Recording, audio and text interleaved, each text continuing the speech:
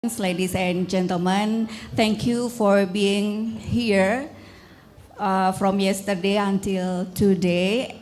And now we have one more main session.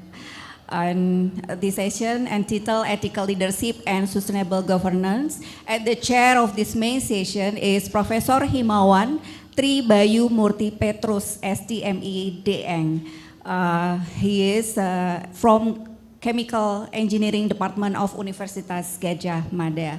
And now we have four prominent scholars here. Thank you for your presence, and Fadidao from Globetics, Pak Iwan Gunawan for World Bank, and then Jonathan Smith will join with us virtually in Zoom, and also Bapak Muhammad Indrawan from Center for Climate Change, Universitas Indonesia. Without further ado, Professor, the time is yours.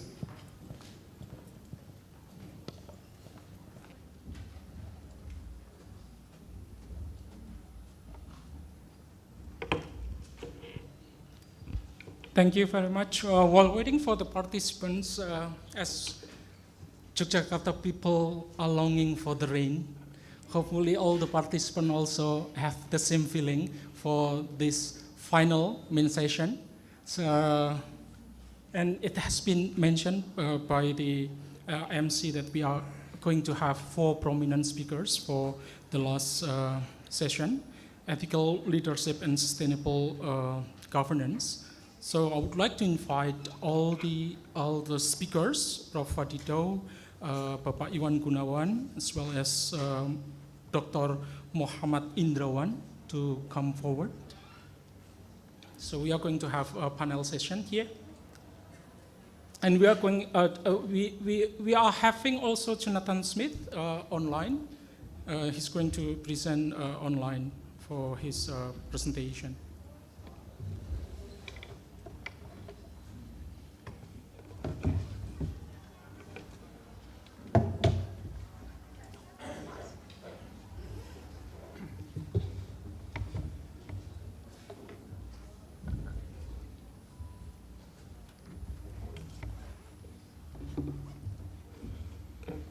So before we start, I would like to inform all of the speakers, especially those who are here offline.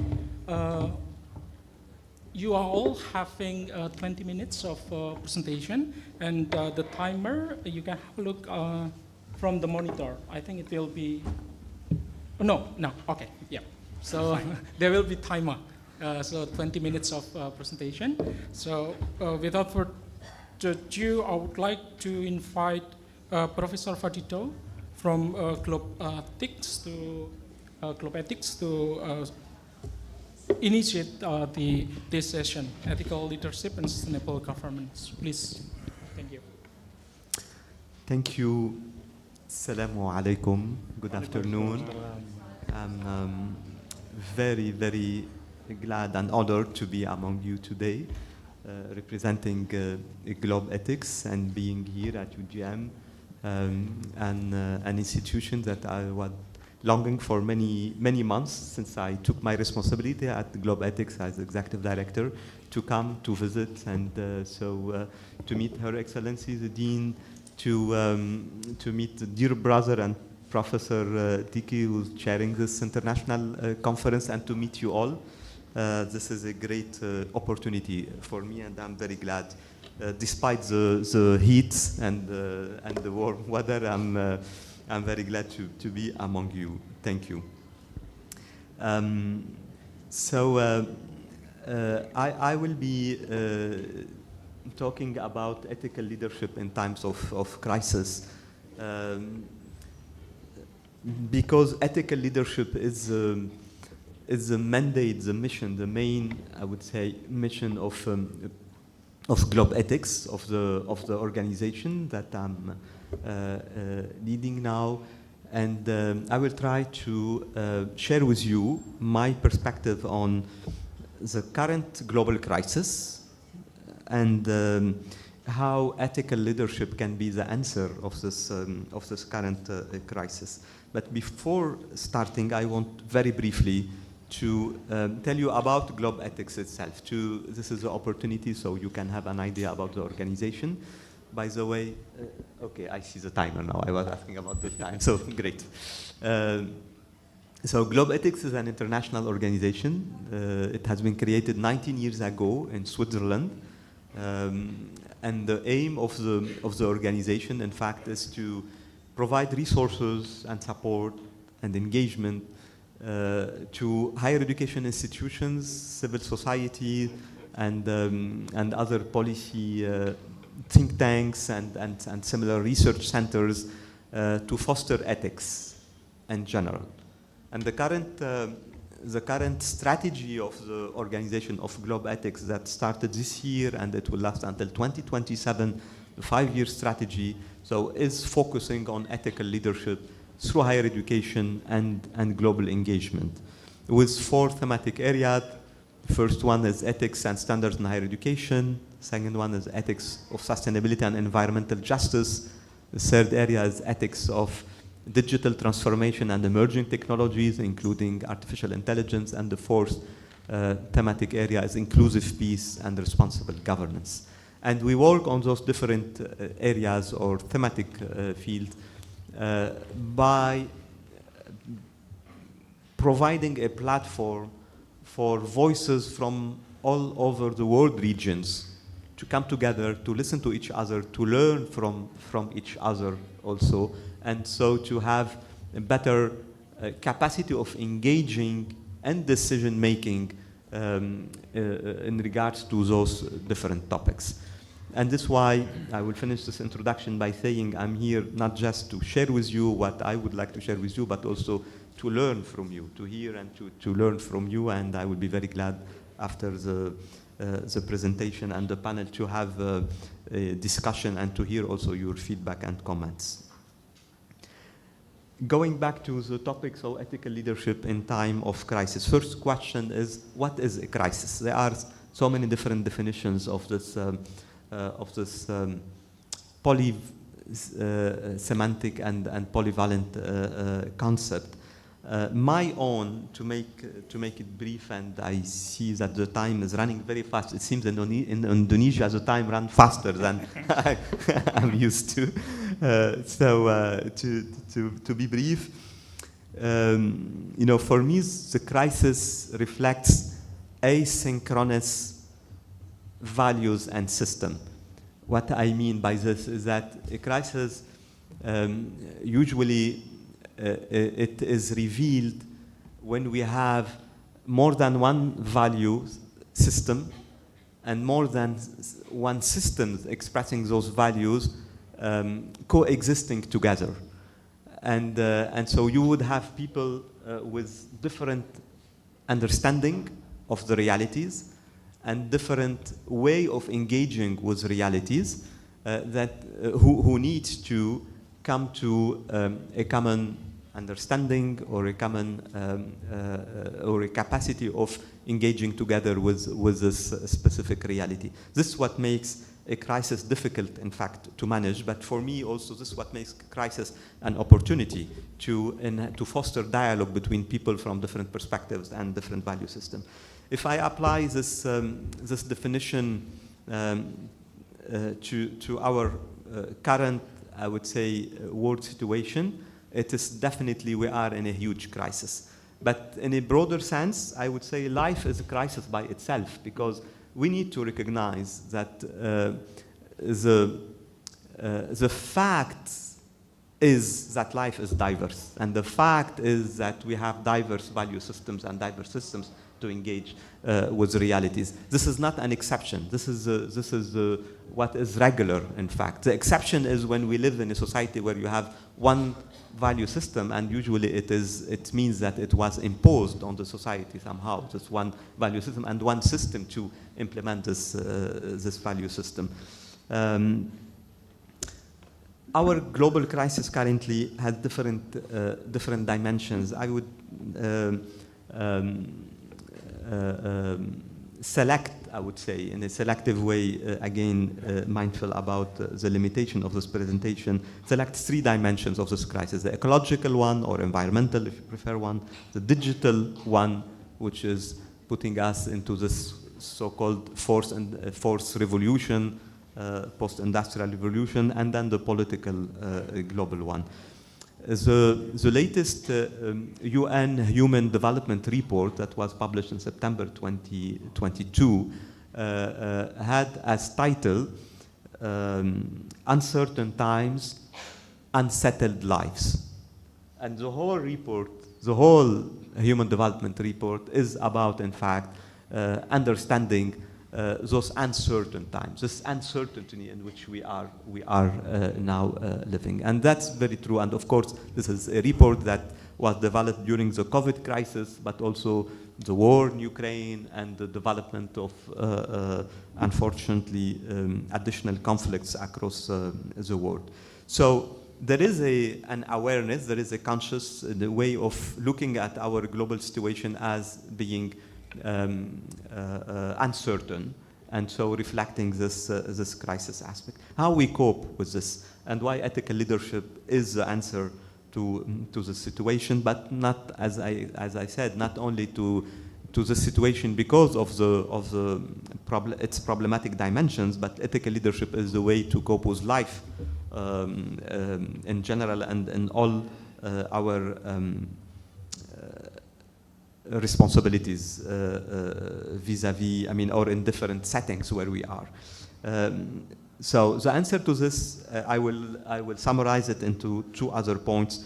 One is about the values of ethical leadership that helps us to cope with this global crisis, and the second point is about the systems that helps us to cope with this global crisis from an ethical leadership perspective. So the values first.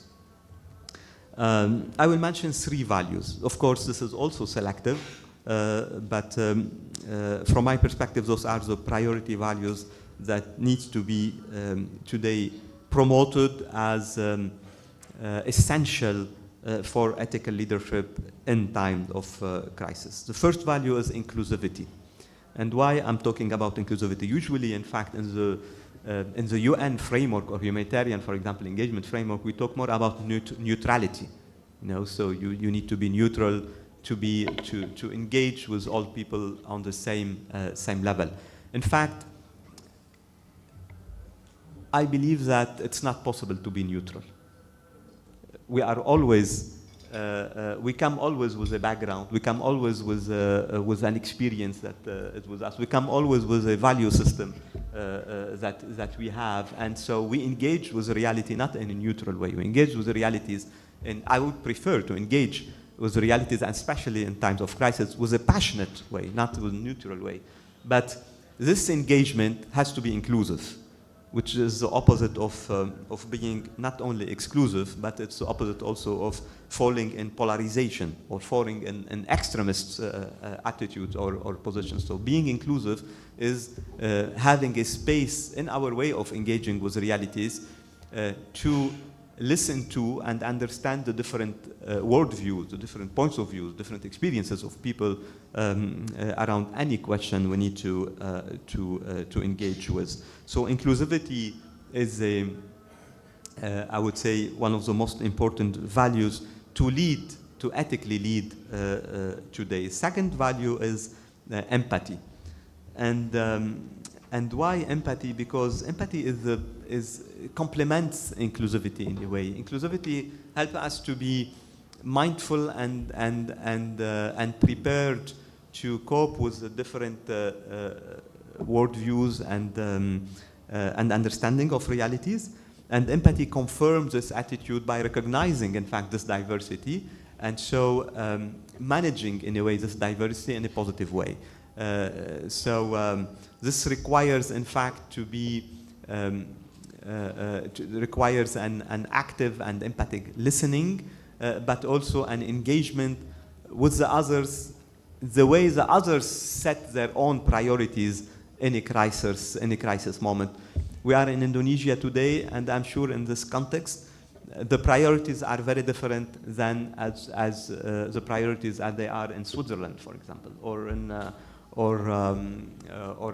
third country. So empathy allows us and requests from us to embrace the priorities as they are set by the people who are engaging with a specific context and a specific crisis. And this is the opposite of indifference or of somehow imperialist way of looking at the world and the problems of the world. Because, you know, I think one of the major sufferings of our world is this pretension from some, I would say, some systems and sometimes some people representing those systems, political systems or other type of systems, pretending having the answer to everything everywhere in the world. And this somehow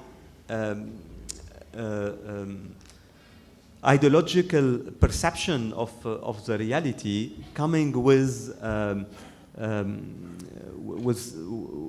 political engagement that looks at the world in a monochronic way, you know, that we know what is the problem, we know what is the solution, and we know how it has to be implemented everywhere in the world. This is really the opposite of empathy. This is what I'm calling indifference to the realities and arrogance or some kind of imperialist attitude vis-a-vis those realities. Third value is responsibility, because leadership has to come with responsibility, and responsibility comes with accountability, being ready to be accountable.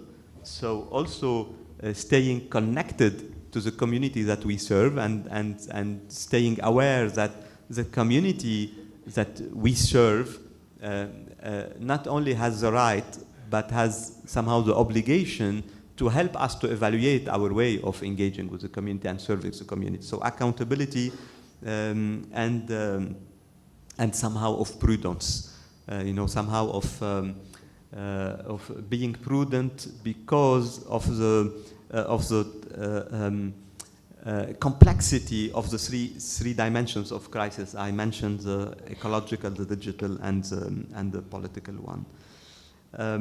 Let me move now to my last point, which is so how we can transform those values with ethical leadership in facing this global crisis. And I want to mention here three systems that allows us to cope with the crisis based on the mentioned values. The first system is the educational system, and more specifically the higher education system.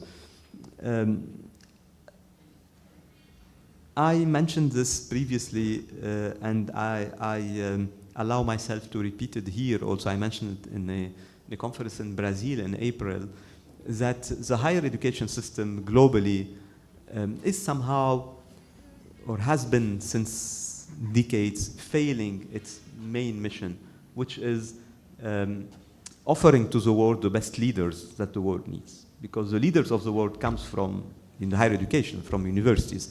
And why I'm saying this, it's not just to criticize, you know, or to blame the higher education system. It's to say that we have a huge responsibility nowadays to be really, to take this responsibility very seriously and to think that the current world leaders who, I mean, I don't know if you agree with me or not, but the situation of the world today is not the best situation according to what we would like to see the world to be in. I mean, the three crises I mentioned are growing crises, and are growing crises because of this leadership that we have on the global level that is not being responsible enough in dealing with those crises. If we take only the sustainability and environmental crisis, we know, not to say everything, but most of the, I mean, we have most of the needed knowledge to deal with this crisis for more than 50 years now.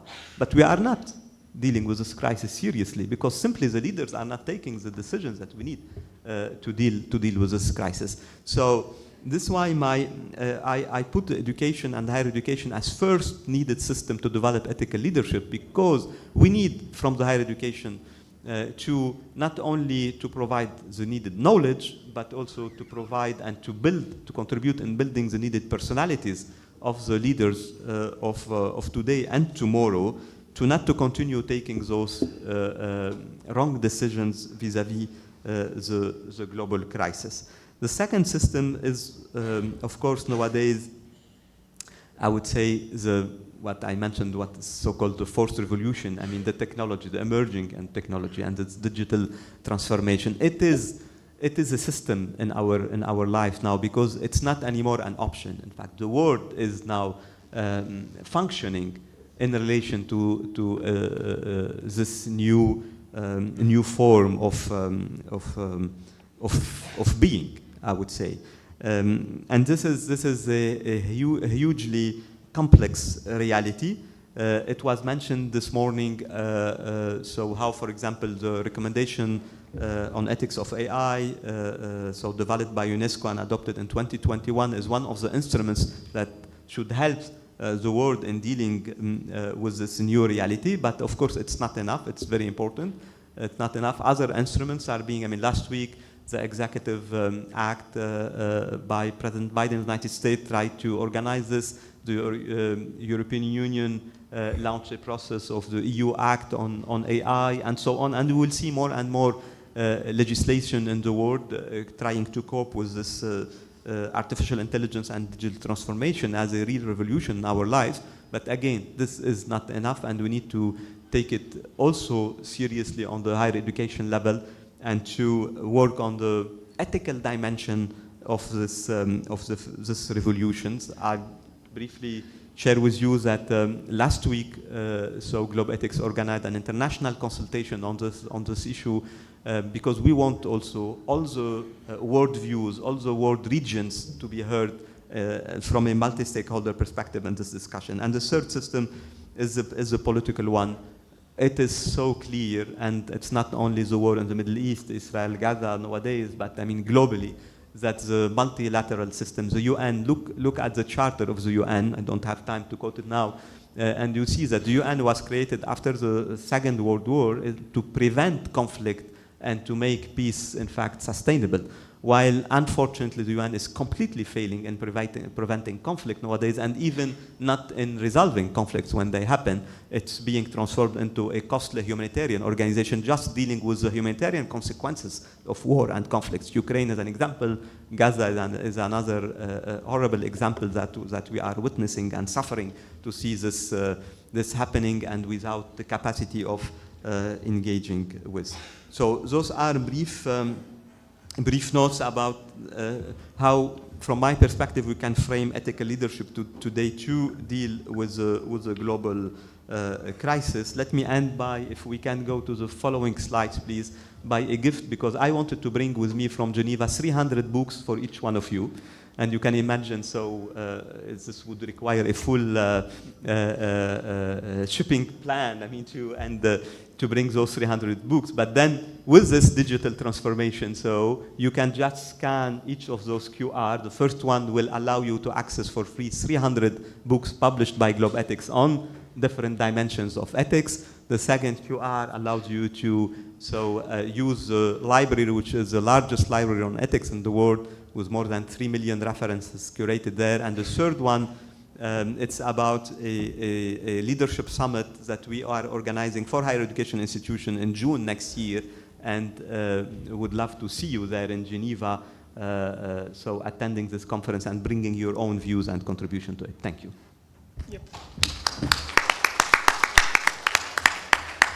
Thank you very much, Professor Faditau, for the sharing session on the values and system referring to the ethical leadership. I do believe there are many questions from the participants. I can look at from the faces in front of me. Yet still, we need to complete the panelists. So for the second presenters, we have Pak Iwan Gunawan. He's going to talk about challenges in natural resources management ethics and accountability in Indonesia. Please, Pak Iwan. Thank you very much, Pak Professor Himawan. Assalamualaikum warahmatullahi wabarakatuh. Good afternoon. First of all, let me greet fellow panel members, Professor Fadi, Professor Jonathan Smith, who are connected online, and of course my good friend, Dr. Indrawan. And also allow me to thank Pak Diki Sofyan, my good old friends. Many years ago, we dreamed about deepening democracy in Indonesia, and I'm very happy that he still remember me when he organized this event. And of course, Ibu Dekan for her leadership, as well as Ibu Rector, who opened the event yesterday. I think I would first actually echo a conversation that happened in the coffee room of the panelists, where we all feel that this type of event is very important and also somewhat timely, where experts, scholars around the world, practitioners like myself, and of course, future leaders, students of higher education, who is our hope to continue some of this long journey that we are all taking.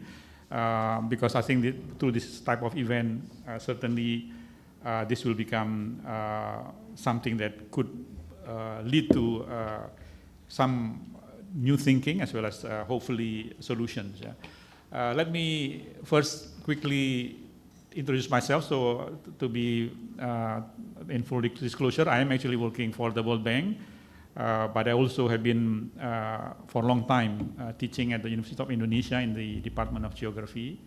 And I'm actually planning to retire from the World Bank next year. So this is part of me trying to bridge some of the things that I've learned through the work that I've been doing in the last 16 years in the World Bank, but also in an area that I've been studying and also doing a lot of research before I work for the World Bank. Next, please. So natural resource management usually often is described as a wicked problem, yeah? And a professor from Ohio State University by the name of Hal Salzwasser, he passed away a few years ago, who is expert in forest ecosystem and society, and have been working a lot with the U.S. Forest Service in the Sierra Nevada, described the problem of natural resource management as a situation that occurs where there is a disagreement both over the problem itself, but also over the potential solution of the problem because of the complexity.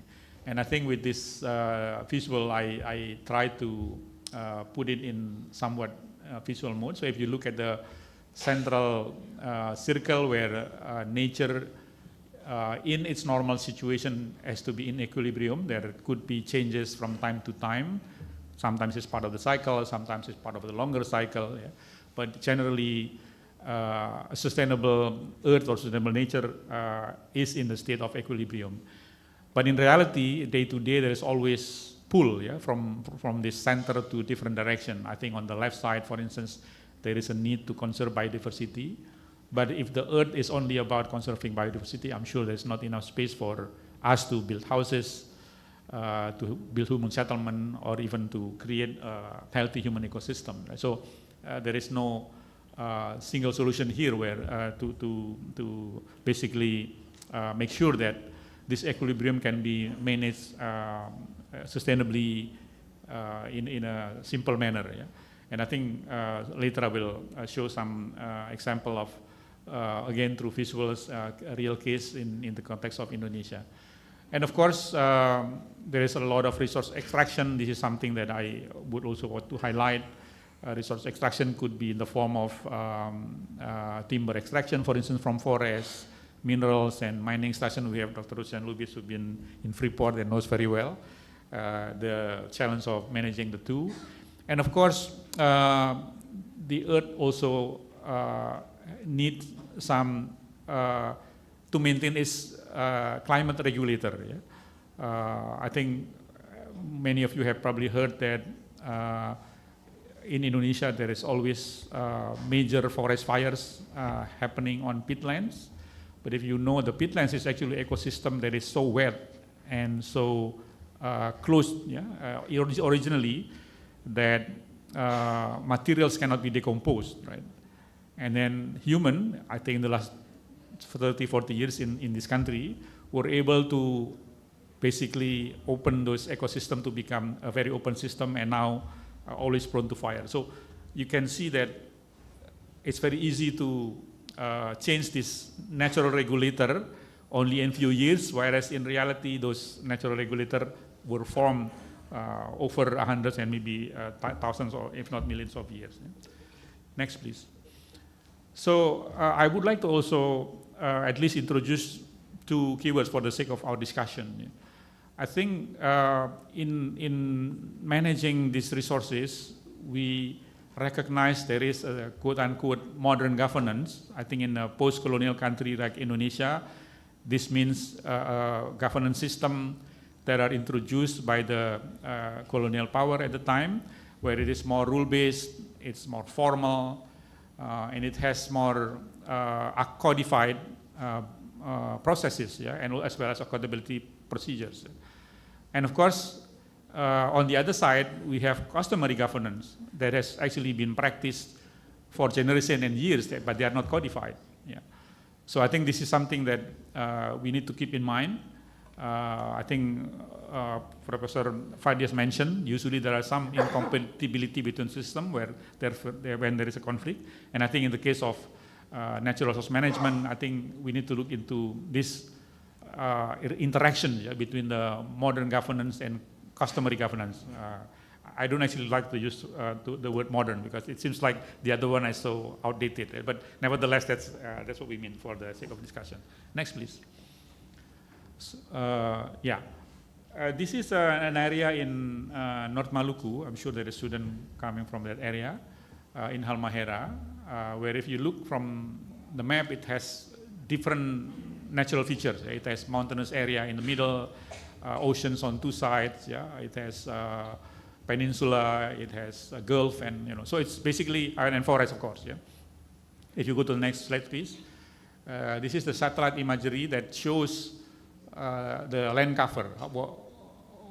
What does the area look like from the sky? Yeah, from above. And you can see that there is some part in the middle there where the color is a bit brownish. Those are actually mining.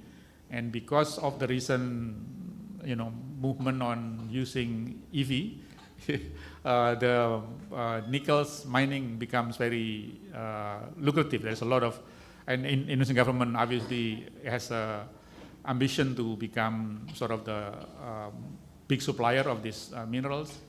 But the issue is always in this space, although it looks empty, there's actually a lot of management boundary that has been established. If you go to the next slide, please.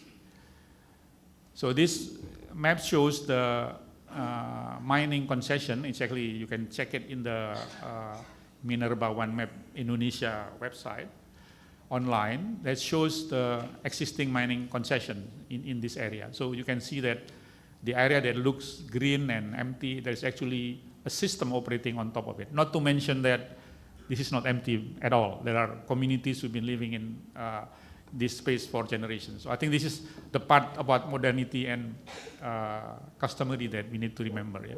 So if you want to go with modernity, we are in this room could easily access the regulatory system by inviting notary, established companies, and tomorrow we can get license, yeah, to get our our entity recognized as a legal entity to do business like this. But for customary, it is not that easy. If we are one customary community, it will take us years to be able to get recognition. They will check whether between Pak Diki and I are of the same bloodline. Do we still practice the customary rules and traditions? Do we manage territory? Yeah? So there's a lot of unparalleled services that are provided differently to the quote-unquote modern and customary. So I think one example of the modernity is this. Next slide, please. I think one more point that I would like to show in this map is that if we look at other type of management boundaries, those colorful ones, the purple, green, white, these are forest land use designation, where in the different color, it has different implication. If you are a national park, the conservation area which the color is purple, that means it's managed nationally by a national park authority. If it's a dark green, it's a protected forest that is supervised by the national government but managed locally. So there are different management regime that operates in these different color, yeah, of the map. And if you are in the white area, that means it's not designated as forest area. That's where, at least again, conceptually, people are expected to do their settlement, build their settlement. In reality, it is not the case. Yeah? People live in all over the place, and there are boundaries that all of a sudden, not all of a sudden, but over time, are overlapping. And I think one thing that is important in natural resource management is overlapping boundary is not necessarily bad, but it is an indication where there needs to be effort to make sure that we can resolve anything that is incompatible in those overlapping boundaries. So I think that's an important principle that I would like to highlight in this discussion. Next, please. So this just to give you a sense of the look of the different land uses on the same landscape.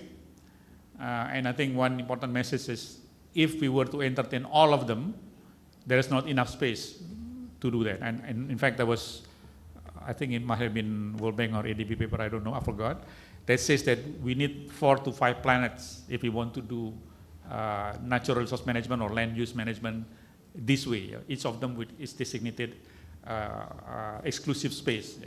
Therefore, there's a lot of issues, for instance, with concession system, with licensing system for land use, for plantation, for instance, where the practice has always been that those areas become exclusive for the license holder and become inaccessible or illegal for others, including indigenous and customary community who have actually lived there for generations. So I think these are the kind of things that I hope we can discuss. Next, please. So as a result, there is the existence of tenure conflict between this so-called modern and customary have become common. Yeah? And I think in the case of Indonesia, obviously most rural populations, even before the village law and all that, live through their customary oral-based rules, where people trust each other, they know each other, they have value systems that are embedded in the way they think, the way they communicate. Yeah. But on the other hand, the government operates on the basis of not formality, of legality. If we register ourselves as a company, tomorrow we will be recognized as entity that have those rights. Yeah? Whereas for the community, because it's unwritten, it is not that the case. Yeah? And the result, of course, is both legal and sometimes real landlessness. So people actually live on land, but they actually don't have legal rights to those land. And the photos on the right were very inspiring for a person like me. The top one is during the old days of our constitutional court being a real court. They actually made a very good landmark decision where they annul part of the forestry law that declare customary forest as part of the state forest. And the way they did it is just to cross the word state. Yeah? So customary forest is forest in the customary land. It's not managed or owned by the state. And that was actually a landmark decision because it gives strong recognition to the customary community. The problem is the procedures are not ready to help resolve the problem, yeah? Until it's fully resolved that the customary community get the right paperwork, the right recognition, the right protections to their land. Yeah? So there's a lot of then situation like this when if there is whether it's concession holders in mining or in forestry or agriculture, conflicts always becoming common sight. Next, please. So let me close by providing some key questions for all of you to help answers. I don't have the answers, but we could discuss it. First, this is very disturbing questions to me. Yeah?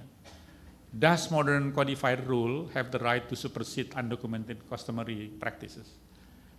This is, if we look at later, if we look at the Indonesian Constitution, actually, it does not. Yeah? But in reality, that's what happened. If you have legal identity, if you are legally recognized, then there is rule. I think the most recent development in this country is the job creation law that is designed to facilitate investment, make it easier. That has a lot of rules that actually enable quote-unquote modern legally recognized entity to get licenses. But it does not, but often it overrides the customary practices that is already there for generation but is undocumented. So I think this is probably moral questions that all of the scholars and students here needs to find. I will be happy if some of them will do research on it, Pak Diki. Second, I think on the other side of the equations, how long can customary claims or should customary claims be recognized without formality? I think this is also a challenge. I don't think as a society that is now blessed with technology, with ITs, with AI, yeah, we should let this gap exist too long. Yeah, I think so, and because otherwise we could all claim as customary and fight forever to get the best land. Yeah? We can claim that Gedung Pusat used to be our hunting ground, and fight the government and say we are indigenous people and we should get the Gedung Pusat, right? So that cannot also be happening. So I think this is again two sides of the challenges that modern society needs to answer. The other question is there a common value system that actually applies across historical continuum? I do believe personally that climate crisis, climate change challenge are generic. Yeah? Everybody are impacted, everybody. That's why this whole beautiful notion of common but differentiated responsibility becomes important. But I think that's probably a starting point that we can start looking at. Everybody will be affected, everybody needs to basically do their part, but in a different way according to their roles and capacity and comparative advantages. Last but not least, questions on can public decision making over-resource bridge this modern and customary needs? I think those are really questions that have to be answered both philosophically but also operationally. If it is possible, how do we do that? Yeah. And maybe let's go to the next one, which is my last slide. So, actually in the case of Indonesia, the constitution, and I just cite two laws that are relevant to space and land allocation, the basic agrarian law and forestry law. They all actually designed, in my reading, I'm not a legal expert, but I'm a practitioner that looks often at the legal language, and lawyers in the room, please speak up if I'm wrong. That actually is intending to bridge between this different period of history. Yeah, I think Indonesia does not subscribe to the fact that after independence, all the former colonial land becomes, there is a free fall. Everybody can just grab them. It's nothing like that in the case of Indonesian independence. They have been given period for transition, which means the founding fathers recognize you cannot just take over, but you need to bridge. Yeah. Problem is now, how do we put that in practice? Yeah?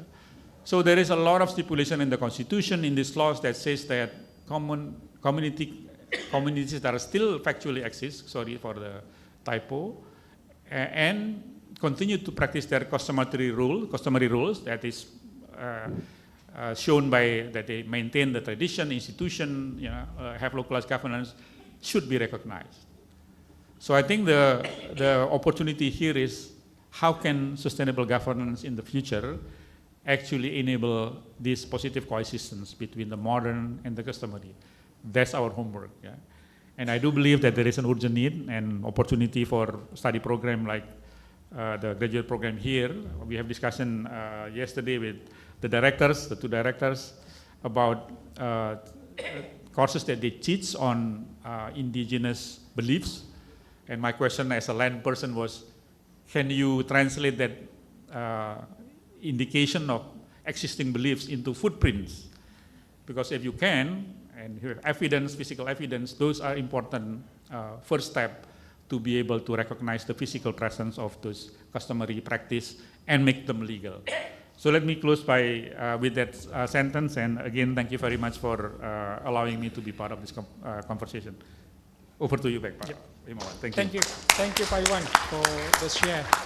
As an engineer, I myself find this topic very much indeed interesting, from ethical leadership to management natural resource. And it is fortunate, actually, because I got a red coat from Pak Iwan. My expertise is on mineral extraction. Ah, there you go. And I got a red coat. In the slide, he put the red color in mineral resource extraction. Thank you for that. Indeed, it is indeed quite interesting. And to enrich the talk and to enrich the perspective, I would like to invite Prof. Jonathan Smith from University of Leeds and CRCS Gajah Mada University to begin his share online. Time is yours. Hey, good afternoon, selamat sore. Can everyone hear me okay? Yeah.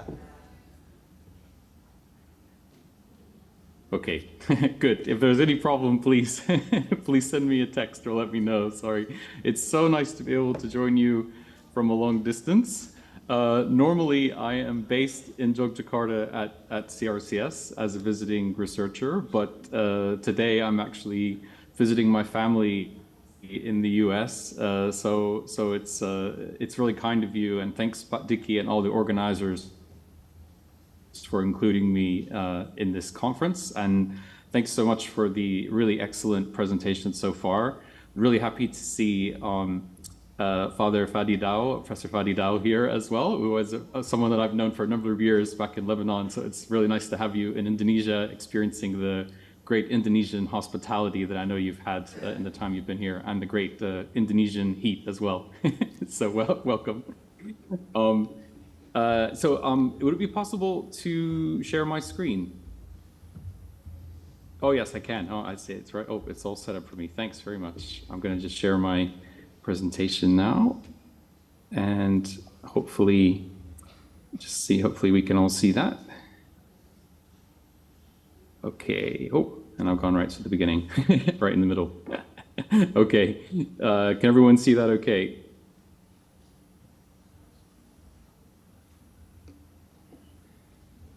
All right.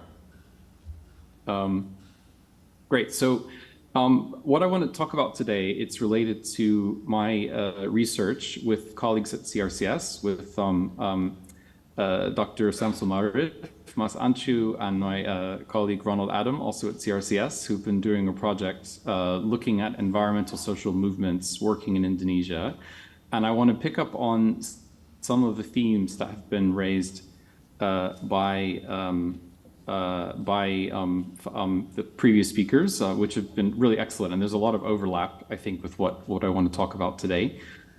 So the title of the presentation is Working with Locals, Examining Ethical Approaches of Environmental Movements in Indonesia. And what I want to do in the presentation is examine critically how grassroots with local communities in pursuit of shared goals. So I'm going to briefly give some background and context, and then I'll be looking at the methods of the study and some ideas from the study that we've got about ethical approaches of working together and what implications these might have for ethical leadership, so that we'll be hopefully connected with this conference. So as we've already been hearing, environmental issues are a huge, massive challenge. 2023 is the hottest year. It looks like it's going to be the hottest year on record. These huge environmental changes and damage which is affecting our planet is not only global, but also has very powerful local impacts. And what this means is that local and indigenous groups are really most directly affected by environmental damage and climate change. And I think, as the past presentation from Dr. Erwan was saying, looking in Halmahera, the impacts of this land use and the environmental changes happening is really affecting the local communities, particularly local and indigenous groups. And local people who are protecting the environment are highly vulnerable to violence and to dispossession. So because of this, local approaches are really important in understanding how to manage natural resources, which has already been talked about. And I think that in this case, this is the idea that local people can and should participate in how land, water, and other resources are managed, which we've just heard about, a great presentation on that, and also participatory development. You know, the ideas of, for example, Amartya Sen, Tanya Murray Lee in Indonesia, who talk about to what extent local people have a say in and benefit from development projects. And this is an important way of trying to see how do local people participate in and can be involved in the impacts that are happening to them and respond in some ways. So in the presentation, I'll be talking about social movements, and I just want to explain when I mean social movements, that I'm not just talking about large organizations like Greenpeace, but I'm talking also about broad networks of people and organizations who are engaged in collective action for the pursuit of environmental benefits. And this includes both movements for environmental justice, as well as those working for behavior change of local communities or individuals to address environmental challenges. So this is focusing on movements that operate at the local level and who are operating alongside governments, corporations, NGOs, community groups, and others, but focusing on one actor in trying to look at local responses to environmental change. And as we've seen already in the context of Indonesia, and those of you in Indonesia know as much or more than me, that this is a frontline environmental crisis where there are hundreds of active social movements and environmental conflicts happening all the time, including in Halmahera and North Maluku, as we just heard about, and many other places. And there's also a rapid pace of development, which is driving a lot of this change and contestation. And of course, Indonesia also has a really dynamic religious and cultural diversity and practice, which influences strongly what's happening, the ways in which people are included or excluded, and what resources are used, what values are used in this. And because of that, I just want to mention briefly about religion, as we are ICRS and CRCS, that we're looking at religion in this sense as lived religion, which is local and daily practices of religion, which in this way we can bring in not only the practices of official religions, but also the masyarakat adat or indigenous groups, as well as different local beliefs, traditions, and wisdom, which people will draw on in order to respond to environmental crises, and also to understand what does it mean to have a local response which is sensitive to the religious and cultural diversity in Indonesia, in all of the many different contexts of Indonesia. So in our study, we've just finished a 2-year study, which was a mixture of framework synthesis of data about 208 environmental movements operating in Indonesian local communities between 1990 and 2022. This study's been published just as a preprint, waiting for the final journal to come out, but you're welcome to check it out if you want to see more about it. You can find it here. We've also just completed interviews with leaders of social movements in different contexts, and a 1-year ethnography of a grassroots movement operating in Yogyakarta called Komunitas Resan, which I'll talk about a little bit in my discussion. Let's see.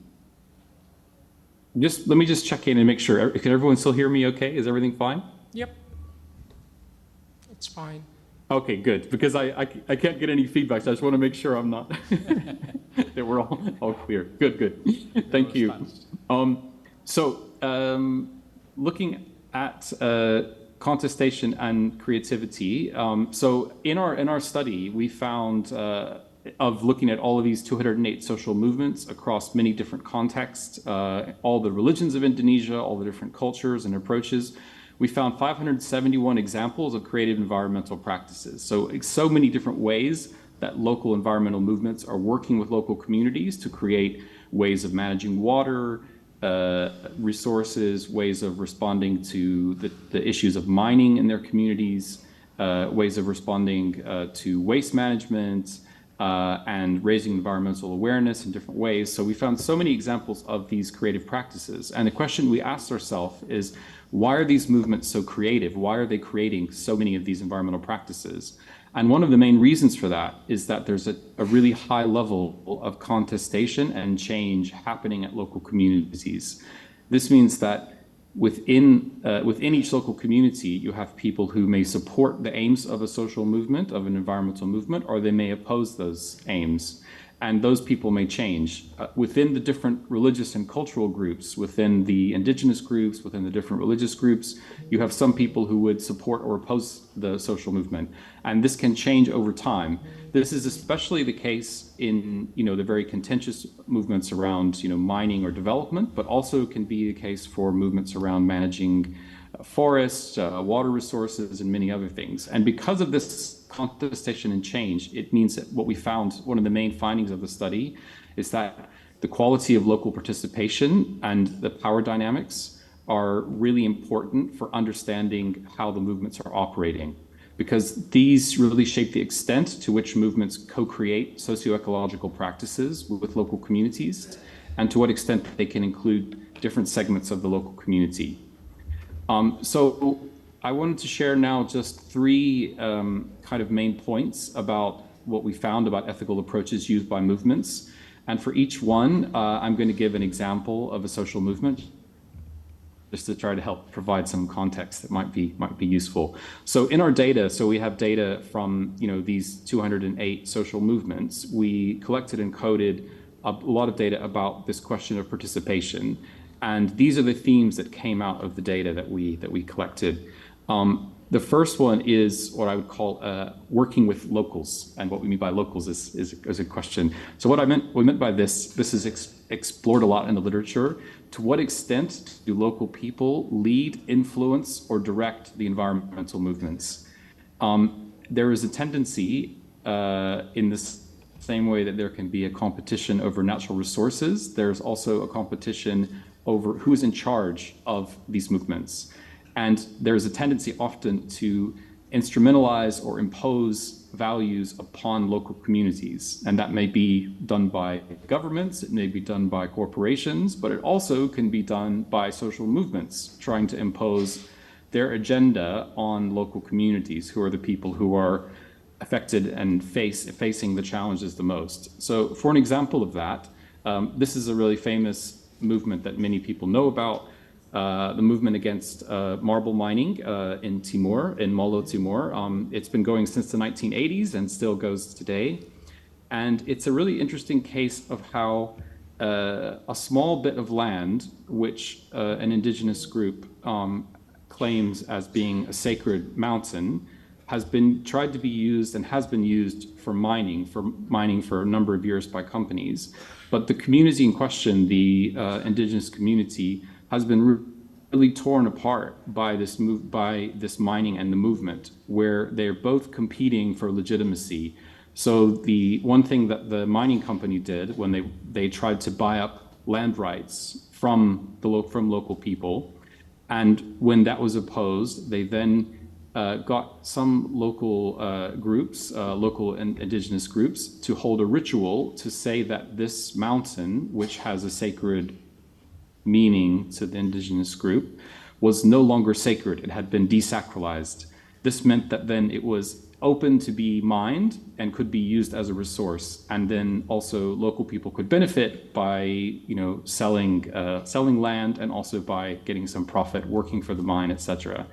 Then the social movement responded by taking another group from the indigenous community and resacralizing the land, so holding a ritual to say, oh, the land actually is sacred and is really important and crucial for us to maintain. And the balance was not only about the rituals and the sacredness of the sites, but also the fact that the whole ecosystem of the indigenous people was built around that mountain. The way that the water flowed from the mountain was what they used for agriculture.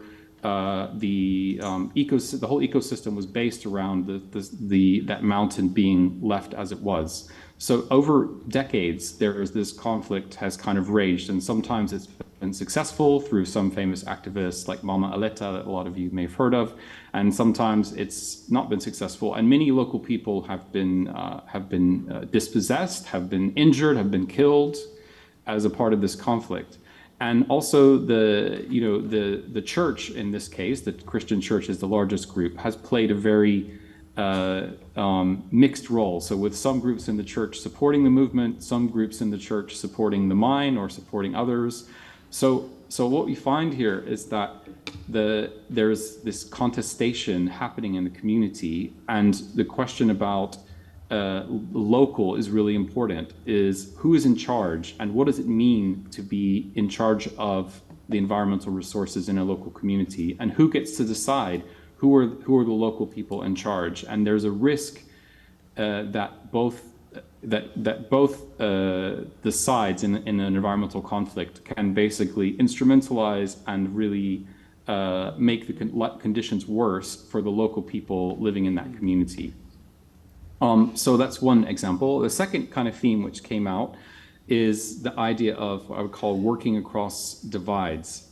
And this is saying, to what extent do movements bridge the social, cultural, and religious divides in some way to create solidarity? And this is really important because, as you know, Indonesia, as many other countries, is a highly diverse country. And these divides within society are often used as a way to, the divisions are exploited as a way to promote or increase development which is not shared across communities, and also can be used to actually foster ethnic conflict. One case that's an interesting example of a response to that is a case also in eastern Indonesia, this time in Maluku, but the Aru Islands. And in this case, this was in the early 2010s, 2010 to 2015. There was a sugar plantation, which was actually an Indonesian company, which wanted to, with some international, not only Indonesian and international, which wanted to take over these a number of islands for a plantation, but also dispossess the local community that lived there, who are an indigenous community, but also some of them also are Christians, and there also are Muslims who are living in the general area and have some connection with it. So we have a really diverse community. And what was interesting in this case is that the Christian church, who was the most powerful kind of organization, religious organization, worked in solidarity to support the indigenous group and presented them as being stewards of the land. So saying that if we can let the indigenous group who's living there take care of the islands, manage the islands, they will do a better job of it than the sugar plantation as being appropriate stewards of the land.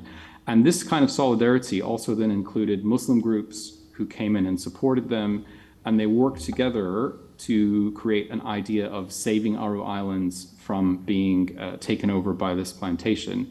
And this movement was actually successful in stopping the plantation from being established and keeping the islands in local ownership, although it's still contested and ongoing, as many of these movements are. But what's interesting about this is that it was a real example, and there are so many, we have at least 70 or 80 examples in our data of this kind of solidarity, where you have where when the government or corporations want to kind of exploit the differences in society, then when the movements are able to bridge those differences between different religious and cultural groups, then this actually can be a really powerful force to bringing local together and responding to the environmental crisis. And the third example or type of ethical approach used by movements is what I'll call working inclusively. And this is echoing, I think, what Professor Fadidal said, the idea, and also, the idea that to what extent are movements including different segments of local communities, and especially different marginalized groups in society. And for this one, I'll look briefly at the case of Komunitas Resang, which is the group that we did our ethnography with, Adam and I. It's a local social movement for community-based resource management in Gunung Kidul, which is a province next to Yogyakarta. And unfortunately, I don't have time to go into the full detail about it, but what's really interesting about this movement is the ways in which they try to include different local people to manage local water resources by taking care of trees that protect the environment and protect and preserve water resources. And what's interesting about this group is that they're looking at local in a very local sense, down to the very small village level of 1,000 and 500 and 1,000 people. And by having this local approach, they think it opens a question about who is local, how local is local, because is it just the leader of a district or a sub-district or a sub-sub-district or a village? So it's about seeing what is appropriate, how you include local leaders, but then also how you include young people, how you include women, how you include disabled people, and how you include people from indigenous faiths who maybe will respond to protecting nature from a more ritual or using a lot of Javanese rituals, but also for groups who are very conservative religiously and don't want to use rituals. And in this case, they will focus on using ecological ideas and more kind of scientific approaches. So the interesting thing about the local in this case is trying to think about how do local groups include different marginalized groups in them, and how do they share that leadership in a way that can be truly local rather than it just being a social movement imposing a program from outside about how to care for nature. So I'll just close now with 3 implications for ethical leadership, because this is the theme of the conference. First, I think that it's important that we can view all interventions around development and environmentalism critically, whether these interventions are by governments, corporations, or by NGOs or social movements. And this means that not sort of assuming that there are an easy example of good people and bad people, but that there are different types of interventions, and to what extent are they actually being participatory and engaging with them. So maybe a criteria for ethical leadership could be, what's the quality of local participation in the environmental or development initiative? And that's, I think, an important question to answer and to ask when we look at these really big issues of environmental change and conflict. And then this leads us to maybe a nuanced understanding of the local. So how inclusive and diverse are environmental movements and development initiatives? And that can also be, I think, an important thing to look at, to see, especially in diverse countries, to what extent are marginalized groups, are people included in understanding what a local approach to managing resources and to responding to environmental crises. And with that, I will close. Thank you very much. Thank you, Jonathan. I'm very happy as a chairman because all the speakers up to now is very punctuate. And Thank you. I'm overwhelmed with information.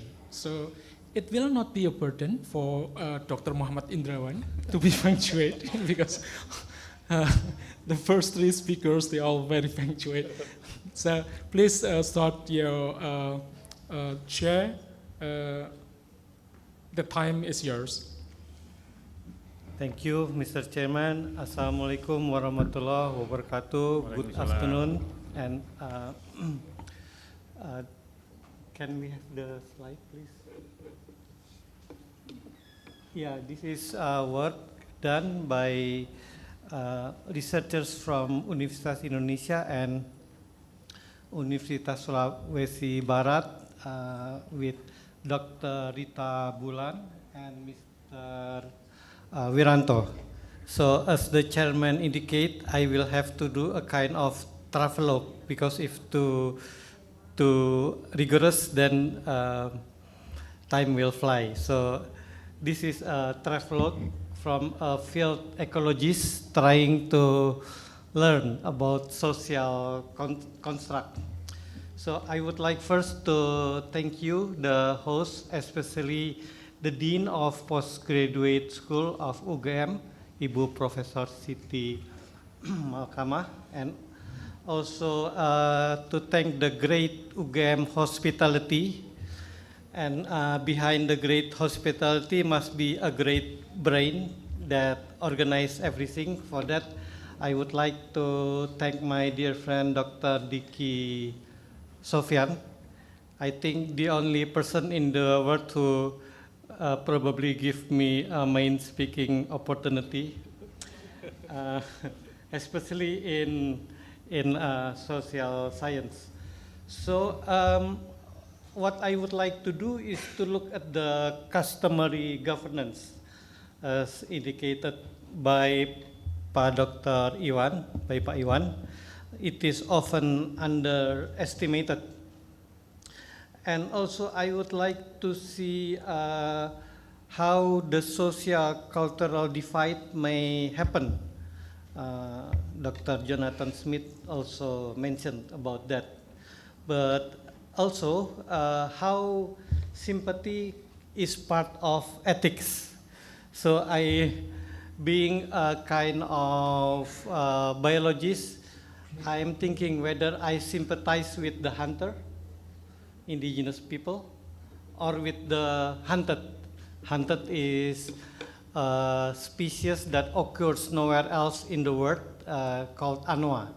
Maybe you know about the small water buffalo from Sulawesi. Next, please. Yeah, as I mentioned, travelogue, so as Pa Diki advised, just present pictures. But this is called Kondo Sapata Ui Sapalian, and it has very wise meaning because of the mountain terrain. They have to be smart with their paddy field, and that is why it is called Kondo Sapata, meaning a small piece of paddy field, Kondo Sapata.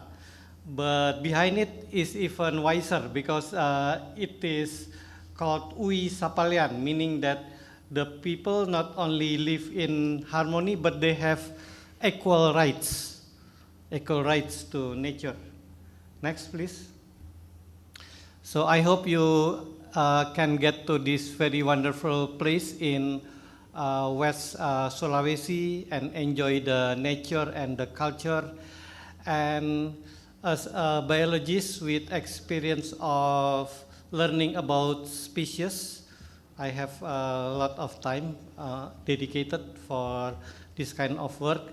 I believe in 10 years' time it will be kind of a lost word of Indonesia. We have in the year 2000, Bruce Biller found a lost word in Foya Mambramo, Pak Diki, maybe you know him.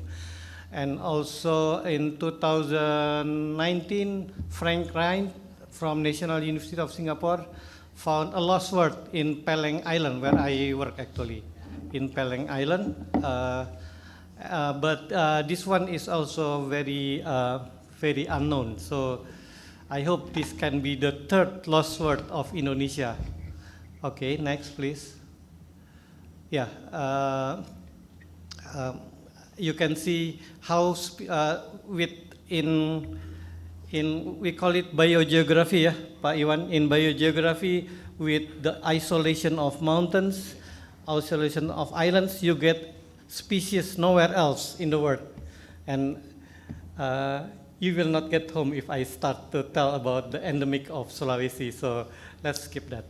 Next, please. Yeah, this is by Mr. Septianto Aldiansa from Universitas Indonesia Department of Geography. So he did a geographer but doing field biology, and he sees many wildlife, even some ghosts who followed him.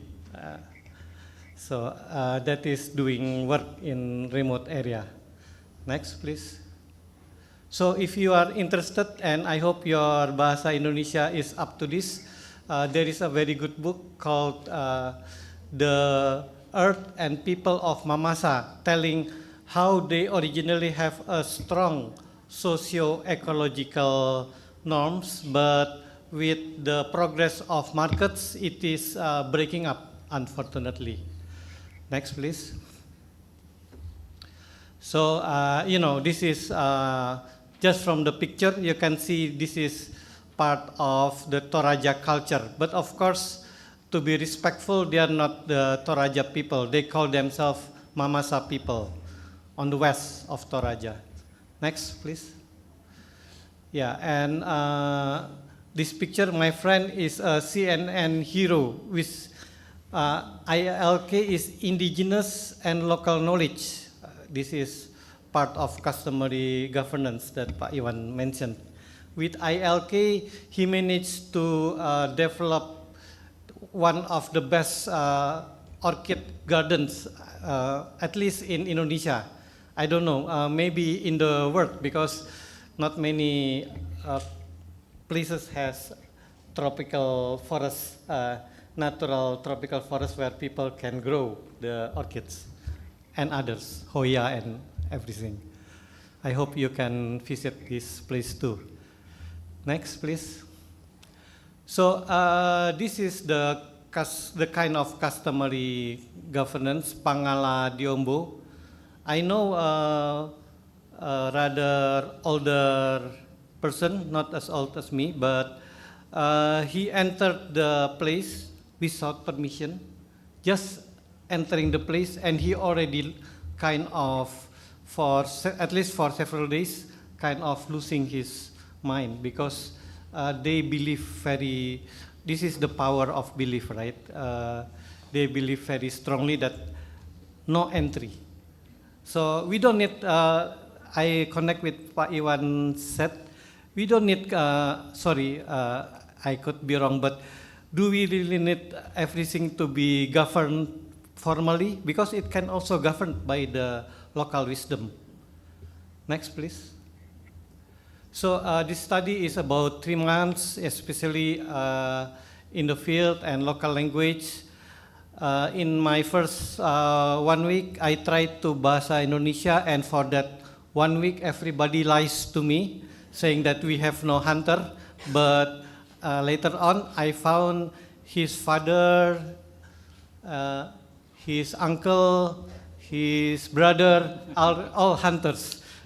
Yeah, the one who knows is Mr. Wiranto. Mr. Wiranto is the student that I help supervise, and he speaks the local language. And just in 10 villages, he got the names exact of 60 hunters. But that is secret. It is only the one who has that data is only Wiranto and myself, and I think that's enough. That is ethics. Yeah. Correct me if I'm wrong. We cannot disclose this kind of thing. Next, please. So as a result, we found many hunting modalities. The best one is what is called Tommy Balau. Yeah. That is, they pass from generations to generations, and therefore they have ethics. And then there is another one who participate because they learn, but they will call themselves generations, hereditary. It's you can find out, you can ask when is the hunting season, and this person said that, oh, there is no hunting season, then he's not original hunter, because a hunter will not only know but also abide. Yeah. And then having a close hunting period, so to some extent, because of that close seasonality, they have built the aspect of sustainability. Next, please. So for the implication, this kind of sustainability close season, I think, I hope there will be anthropology students, but probably this is unique because the close season in Indonesia, we call it sasi. Yeah, sasi, close season for collecting marine produce, especially in Maluku Islands. It occurs, as far as I know, entirely on the ocean. But suddenly we found this kind of governance in the middle of the mountain. So this, I think, showed that they also develop their own ethics. Next, please. So what I would like to highlight is about traditional ecological knowledge.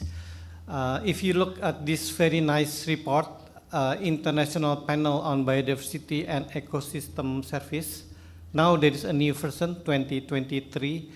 It shows how very wise the local, we call it indigenous people and local communities, how they are very smart in making new innovations. I think Dr. Jonathan Smith also mentioned about that, how intervene with nature in every way, and it is why the human beings are often called geological giant. Very small, but they can change the face of the earth, especially with now technology, AI, and everything. Next, please. So this is the conclusion. Sulawesi is part of an isolated islands, after islands called Wallacea, and they have not only strong nature but strong culture and intertwined so that we name it bioculture. If you see the term, it combines with and unite with what is called indigenous and local knowledge, or other words, maybe Professor Northcott can correct me if I'm wrong, traditional ecological knowledge or indigenous and local knowledge. So there is the question about hunting, whether it is ethical or not, and I think we can draw our own conclusions. It is quite clear, but the most important thing is that in Indonesia we have lots and lots of local wisdom, which is an asset. So for recommendation, next please, final slide. Having as, is it ethical what they are doing? And maybe my next question, are we smart enough to make judgments, or do we need to learn first before we pass judgment regarding hunting? For my part, I prefer to learn first and not pass because there is always good and bad. And also for hunting, I'm not defending hunting. At heart, I'm a wildlife biologist at heart. But in biology, predator keep the number of prey by selecting the less fit ones. So the ones who are not really fit will be taken naturally by disease or so on. So this is human being. So before we judge, maybe we have to amass our knowledge.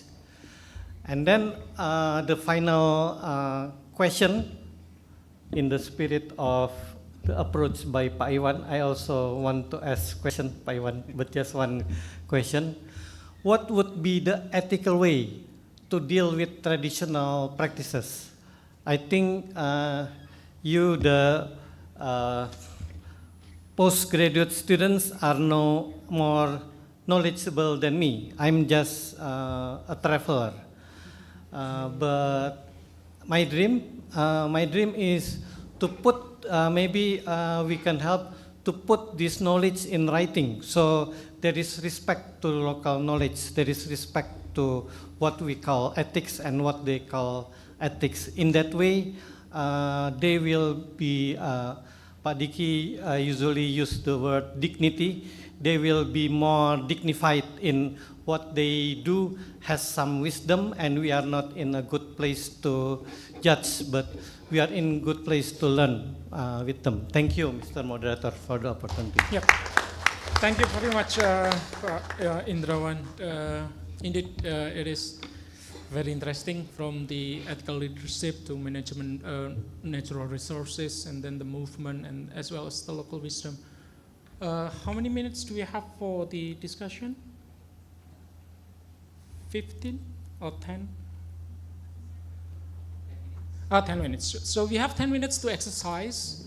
Whether we are going to start from Pak Indrawan questions, because Pak Indrawan question is quite intriguing as well to be exercised. So are there any comments from the speakers related to Pak Indrawan questions? Excuse me, Mr. Moderator. Sorry? May I add to that? Yep. And also maybe later on connect with the interesting questions by Pak Iwan. But I would like to ask if there is contributions from the participants. Maybe we can produce knowledge product. We can have thought leadership, because not many, I think not many people think the practicality for supporting indigenous people, except for the advocacy groups, but from the academics could increase. Thank you, Mr. Moderator. Yep, thank you. Short comments from Prof. Fadi related to the Pak Indrawan Thank you. question. I was really pleased and somehow surprised how much we had in common. The fourth presentation about, this what I called crisis, which is the coexistence of two models of thinking and values, and the other presentation were very much clear about the local and indigenous knowledge with the modern or colonial, post-colonial also systems. And so we need to cope, we need to engage with this double, I would say, reality. And how much also across the presentations, I think the question of inclusivity, of capacity of giving the space to those who are not usually, and you finished by this saying, are not usually recognized as, as stakeholders. For example, local communities, the oral traditions to be dignified, to be respected, to be also, and I'm glad to share that I was thinking on the global level, and I felt that it's so connected on the local also and practical level, what you presented, and what also Jonathan presented in his also intervention about how much today we need to acknowledge the so-called non-academic knowledge or non-academic wisdom, which is not less important, but it has a different way of expressing itself. Thank you. Any additional from Pak Iwan? I will defer to the Participants. Okay, yeah. Okay, so please still raise your hand. Yep. And then we have three questions. Yep. Check. Thank you very much. My name is Fernandus. I am postgraduated from Institute of Art Indonesia, Yogyakarta. I would like to give some additional contribution, like you asked us to give, about the ethics. No? According to my experience, we have all the gift from the Creator, this ethics, since we are born. Because what makes us different from others, that we have logic, we have heart, and we have vision. This is the first. Just now, I've seen that ethical leadership in crisis nowadays. Leading means also to be guided by the guidelines, by the system. I agree that before leading, leadership should have a system of how we lead.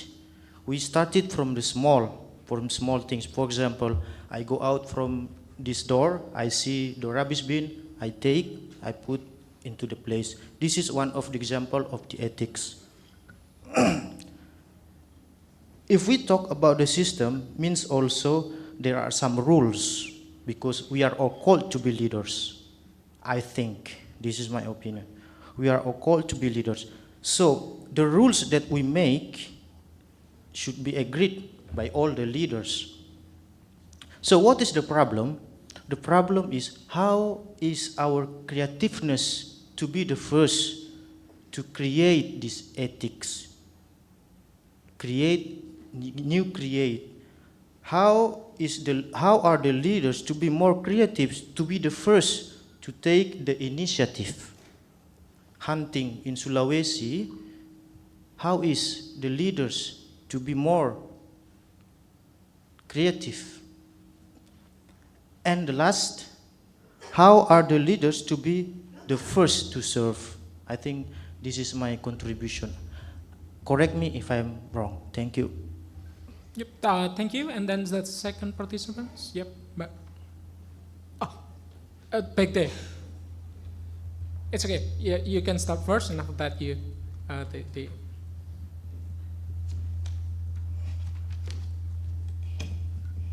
good afternoon. I'm a master student from Technology for Sustainable Development. So I want to ask Mr. Jonathan, can I know what methodologies you use to assess that is it effective of the social movement in addressing environmental issues, and related to achieve sustainable development goals, what outcomes have been achieved in terms of sustainable development and conflict resolution? And for Pak Iwan, right now young people is like they are ready to move from what is called viral based movement. Like we know the conflict from Wadas, ya seperti itu. I mean, is it really necessary to use platform social media to give impact to influence government accountability and transparency in addressing environmental issues? Yeah, I think that's all. Thank you. Yep. Don't forget to your name, please. My name Siti Astari. Siti Astari. Okay. Yep. Yeah. And last for this batch, maybe if there is time still, please do not forget to introduce your name. Yeah. Assalamualaikum warahmatullahi wabarakatuh. Good afternoon, everyone. Thank you for the opportunity. My name is Andia. I'm from Faculty of Law, Gajah Mada University. So this is for all of the speakers. So to start with, maybe I will start with the very classical discourse between Hardin and Ostrom. Hardin in The Tragedy of the Common, he stated that to manage environment and natural resource, it is the best. I mean, it is the best for government to control and manage the natural resource rather than the society because of the human greed. But Ostrom said it is the best for the society or the local people to manage because they aware of the value of the environment. Also, they have the consensus about how the best to manage and to control the land. And Indonesia, as we know, based on our constitution in Article 33, paragraph 3, that earth, water, and the natural resource within are controlled by the states for the sake of the prosperity of the society. So it is more likely the Indonesian founders, legislators of the constitution also think that it is more into Hardin's perspective. So what I want to ask, based on the case that all of you already presented before, and the facts also, who's the best to have the rights in manage and control the environment or the natural resource? It is the best like what Indonesia have now, which is controlled by the state, or give it to the local community or indigenous people. Thank you. Yep, thank you. Back to the speakers for response. Thank you. Okay. Yeah, it's interesting, yeah, about Garrett Hardin and Elinor Ostrom. They are the heroes that help us figure out sustainable resource use. And your question is very important. How we should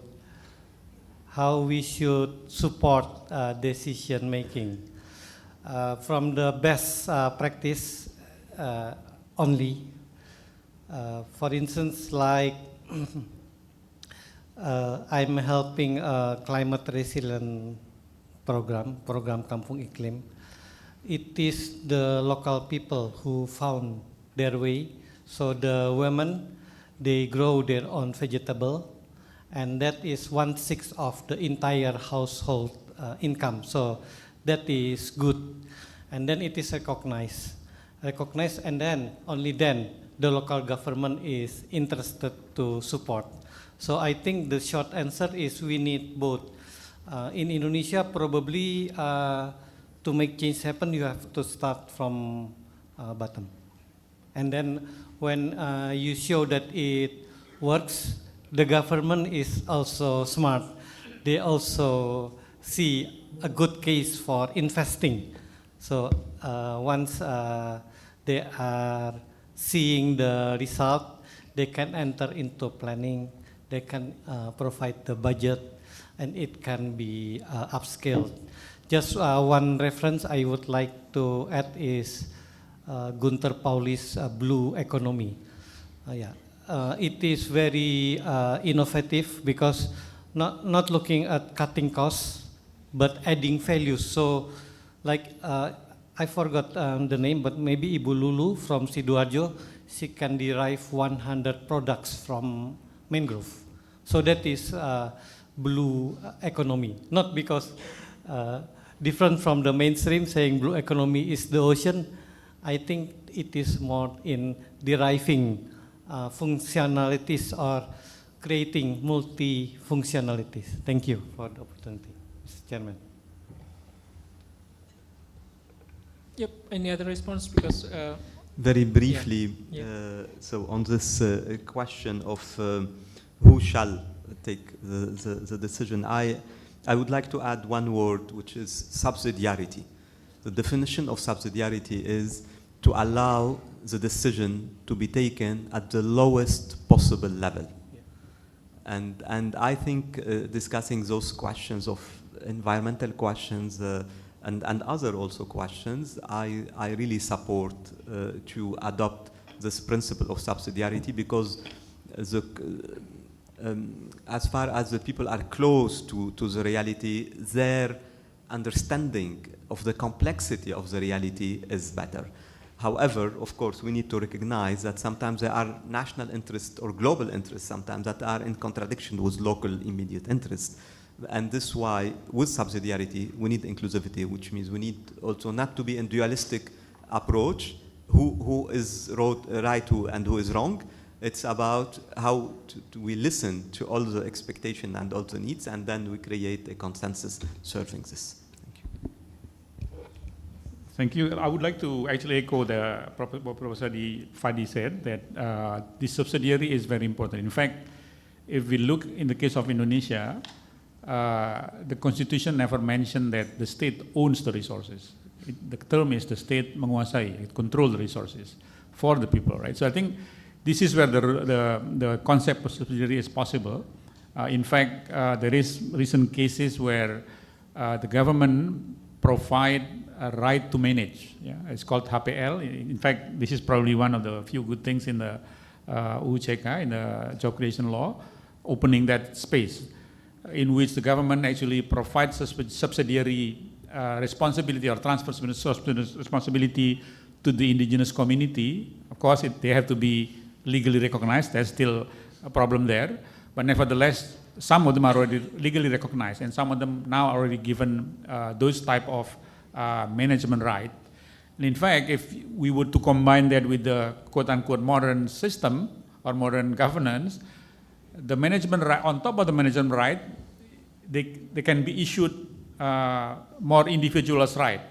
But those right now is reporting to the indigenous community, no longer reporting to the state, because the indigenous community are now representative of the state in the context of the management of the land. So I think there is a space, but there is still a lot to do. I think there's still a lot to be researched, and this is why I would hope some of you will actually do research on that and look at real cases and see how can this be improved. And this linked to very good questions from Mbak Siti about the role of the young people and social media. I think there is a lot of tools today that can help quote-unquote codify, not in terms of law, but in terms of documenting them and make them available publicly, which will be much more powerful than government records that are usually kept secret. And I think the more people can access them, they are more available, can be easily accessible, the much better the playing field will be, the much more level they will be, especially for the indigenous community, because then there will be real facts that needs to be countered if the public institution remain secretive about that decision. I think this is obviously also related to the questions from Bang Bernardus also, that there needs to be, we need to use creativity to really foster and push the leadership to much higher ground. So then it really deals with the issue, not just formally, discussing and as if it's doing something, but it's actually not. So let me stop there. Thank you. Yeah, thank you, Paiwan. And then Jonathan, you have a question to answer? Oh, yes. I don't want to take too much time, but I want to maybe just address, first, thanks all the speakers. There's really amazing presentations, and I so enjoyed being a part, even from a long distance. But I wanted to address Siti's question, specifically about the idea of success. How do we understand success for environmental movements? And I think there's a problem sometimes with success, because we can, for example, compare the movement I gave in Aru Islands. It seemed to be successful and the development was stopped. Whereas maybe in other cases, like in Molo or in Timor, or maybe like in Wadas, like you mentioned Wadas, we might be able to judge success. Was it successful? Was it not successful? And when a movement is successful, maybe they're successful now, but in 10 years, the situation will change completely. So rather, I think, than trying to judge success by an outcome, did they achieve their goals, I think another way to look at it, which fits with this discussion, is saying, to what extent is the movement promoting local participation, highlighting the needs and priorities of local people? And if the process fits the criteria of inclusive local participation, then this will be good for the community, regardless of if the short-term goals are successful. But if there is an effective amount of local participation that promotes local management, then this is a type of success in terms of the process. This is an example of subsidiarity. So that's something that we found in our research. Thank you. Thank you, Jonathan. Do we still have time for discussion? Okay, yeah. I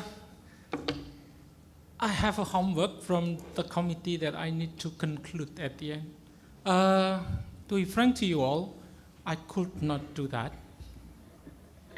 Too much information come up in my mind, but one thing that I do relate, I am very soft and hearted person. I try not to cry along the presentation, and one value that I'm very relate is empathy. So it is not conclusion, but from the sharing that we have from prominent speakers, could we internalize that and make all the information become part of our values? Because I think that's the most important thing. We could not even make a system if we don't have the values. It is, and true, it is not a conclusion. I'm not going to conclude because, as I mentioned previously, I've got the red code from Pak Iwan because I am responsible for the red one. I'm the major cause for the red code. I'm extracting the minerals. That's my expertise, but a lot of information, and indeed it is overwhelming as well as intriguing for me myself to exercise, and I do believe all of you also have the same feeling. So it is not only mine, but the feeling, because we are talking about empathy in this sharing session. So thank you very much for all the prominent speakers, as well as the participants, and as well as the committees. And thank you very much personally to put me into this session. I don't know whether it is coincidence, but indeed it is a new information for me to exercise in the near future. Yep, thank you. Thank you so much. And back to the MC.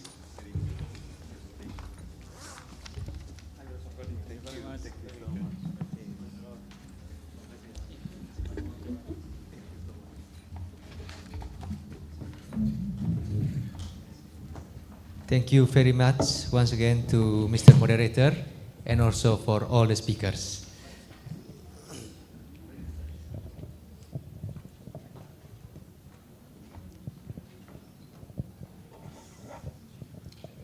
And now, I think this is the end of our conference, and we are coming to a closing ceremony of the conference.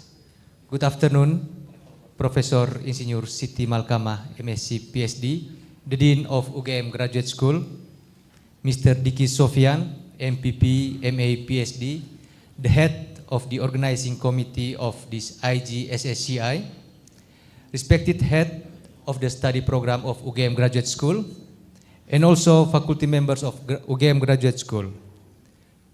Good afternoon to all distinguished guests, respected speakers, paper presenters, and participants, ladies and gentlemen.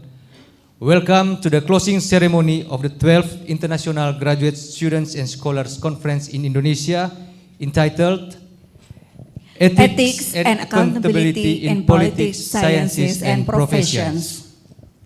We have a great honor to preside over the closing ceremony of this conference.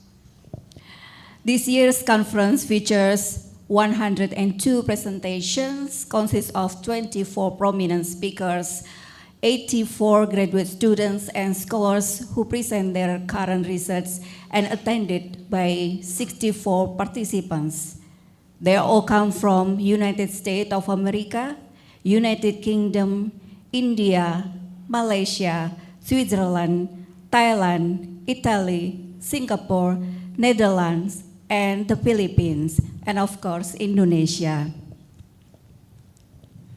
We truly hope that you have had fruitful experience of learning, sharing, and also networking. I think this is a very good opportunity to all of you to make a networking, because we meet with a lot of people here. And however, all good things must come to an end.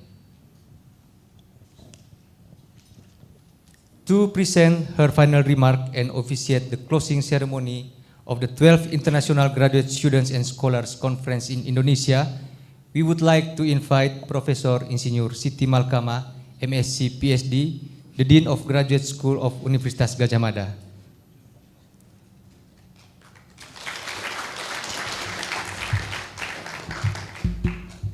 It has been a long day, so I will make it short. Assalamualaikum warahmatullahi wabarakatuh. Good afternoon. We would like to thank all the speakers, the chairperson of each session, and of course all the participants and presenters. And last but not least, we would like to thank the organizer of this very successful conference, Pak Diki and the team. Thank you very much. Congratulations. Yes, we have share knowledge, experience, and also learn from each other. And also from that I know during the coffee breaks and etc. We have some discussions, and we do hope that we will have more cooperation, collaboration for the future. And also we really hope that this conference is very, very useful for everybody. And Alhamdulillah, I close this conference.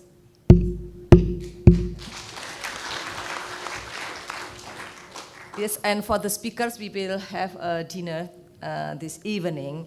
And tomorrow we will have a very interesting and hopefully enjoyable activities. We will visit museum, and then we will be able to enjoy scenery from the restaurants, and also we will visit temple, and we will watch a dance tomorrow.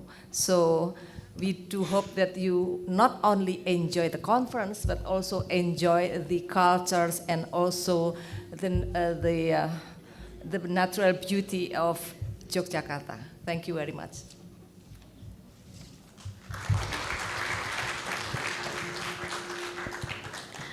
We invite Dr. Diki Sofyan to give symbolic certificate to participants as our appreciation for their participation in this conference. And also we invite two participants to receive the e-certificate.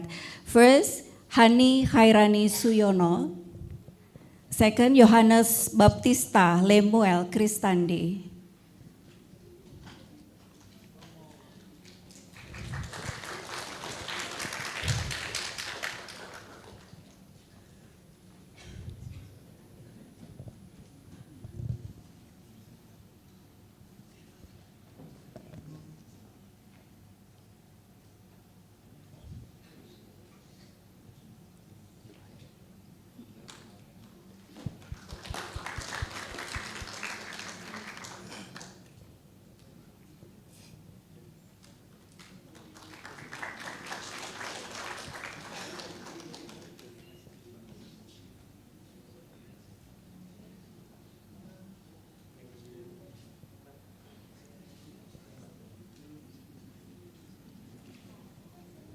Thank you. And for all the participants, e-certificate will be provided by letters after a week after the event. So please, the committee will notify maybe through your emails. Now we call upon a representative of UGM Graduate School to be in front of the stage to join for the award ceremony. Mr. Zainal Abidin Bagir, please. And also Mr. Widianto Dwi Nugroho, the Vice Dean of UGM Graduate School.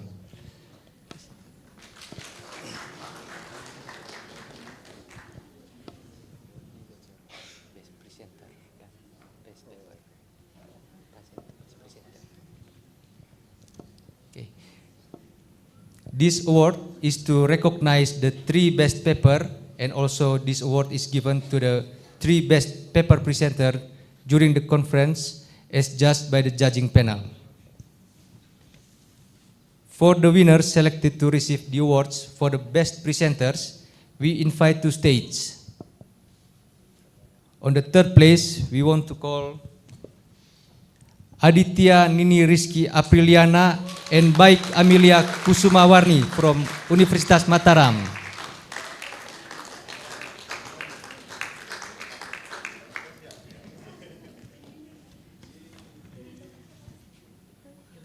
Okay, please come.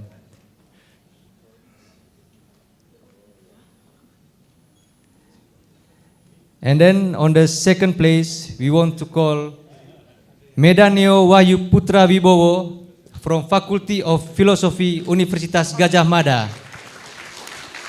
Mr. Medaneo, please come in front of the stage. Mr. Medaneo. I think he's not here.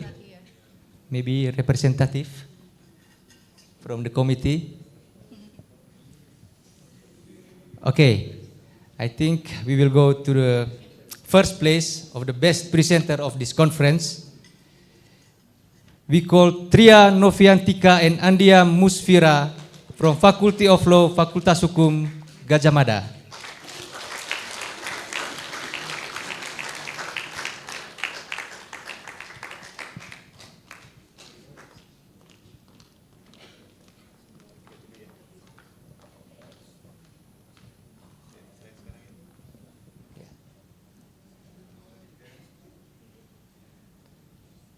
Let's give our best applause to the winner.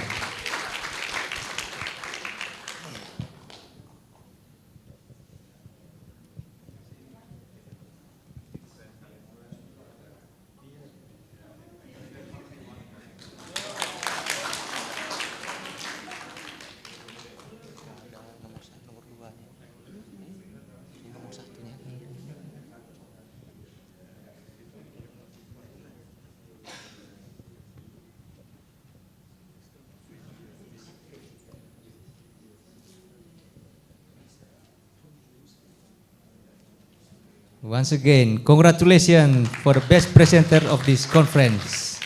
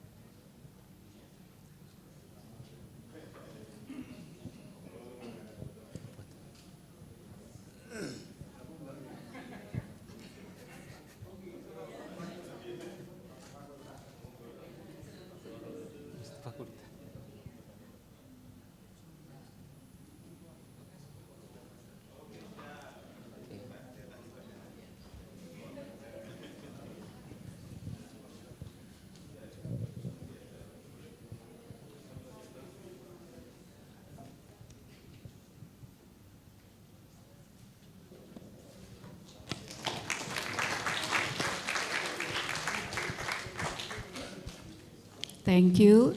And for the best paper, we invite to stage Fuji Riang Prastowo, Sociology and Intelligence Studies, Universitas Gadjah Mada.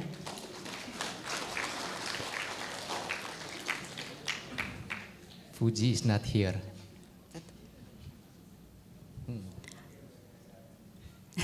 Someone from ICRS. Pak Widi and Pak Zainal, please remain to the stage. Yeah.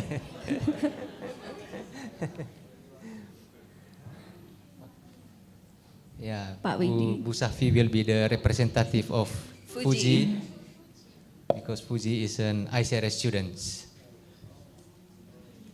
But just as a representative ya Bu Safi ya.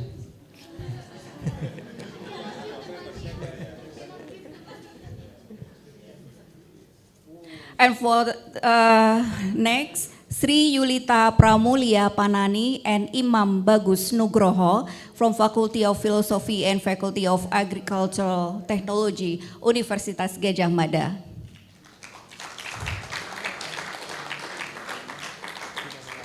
They are not here. Yeah. Okay, the next.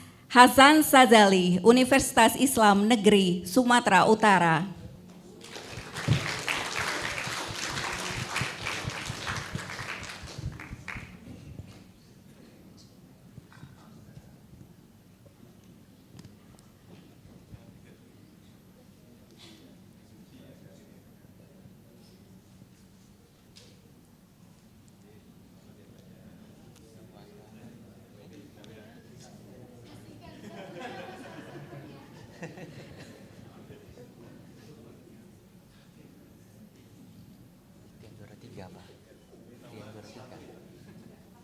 Sama semua.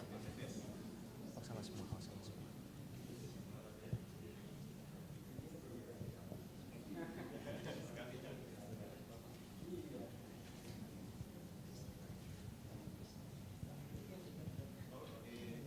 Bu Safi di tengah.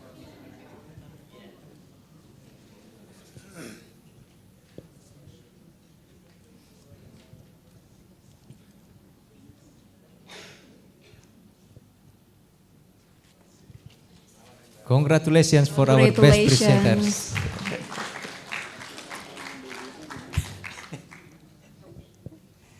Okay. Distinguished guests, respected speakers, paper presenters, and participants, ladies and gentlemen, to conclude the closing ceremony, we would to invite Professor Siti Malkama, the Dean of Graduate School of Universitas Gadjah Mada, to present a token of appreciation to speakers who are attending in person at this conference. Bu Profesor Siti.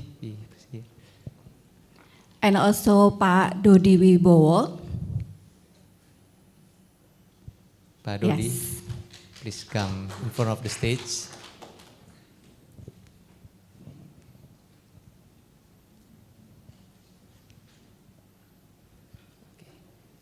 Okay, the first token will be given to Mr. Paul Hedges. Mr. Paul, please come.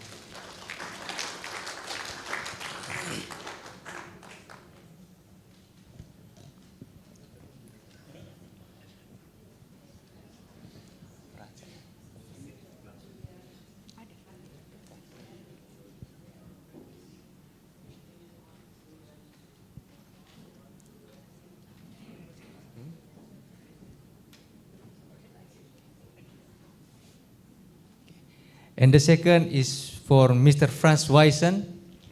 Please come to the front of the stage.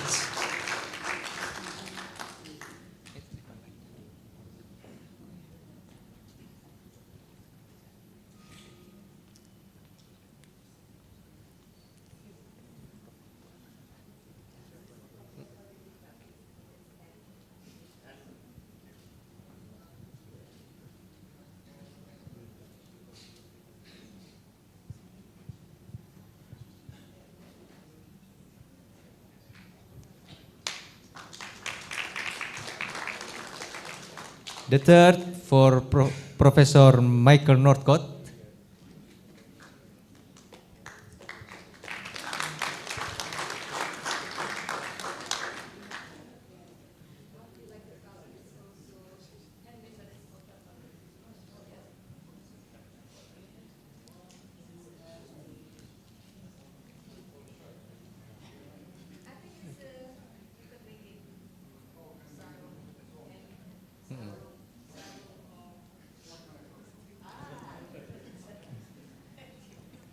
Thank you, Pak Franz and Pak Michael.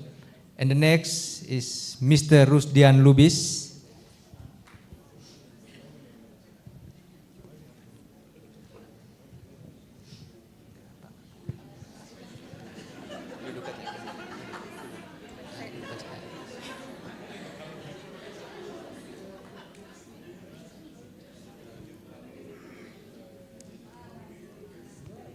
And the next, Mr. Zainal Sanusi.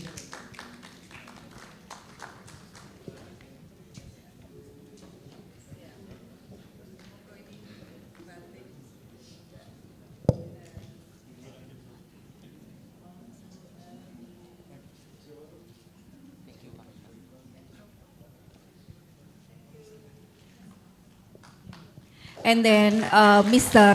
Brett Sarf.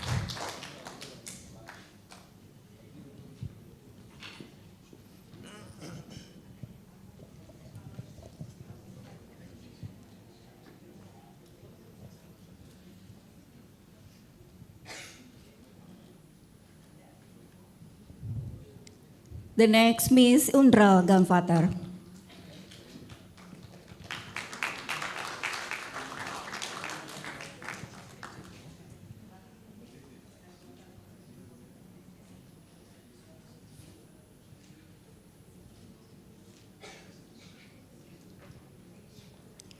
Mr. Fadidau from Globetics.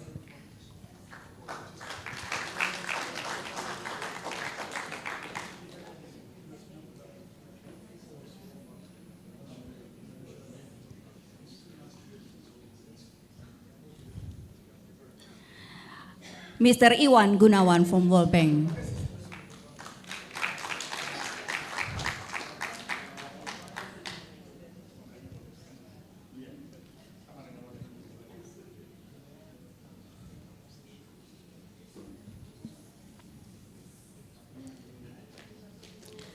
Mr. Muhammad Indrawan from Center for Climate Change, Universitas Indonesia.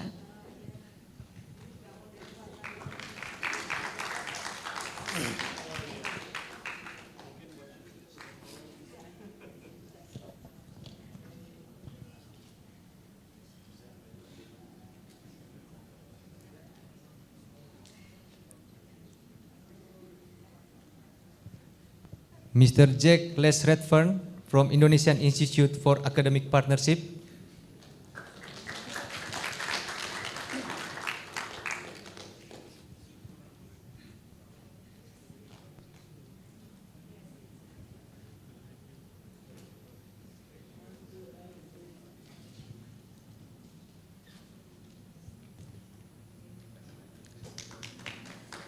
Mr. Ridwan El Makassari from Universitas Islam Internasional Indonesia.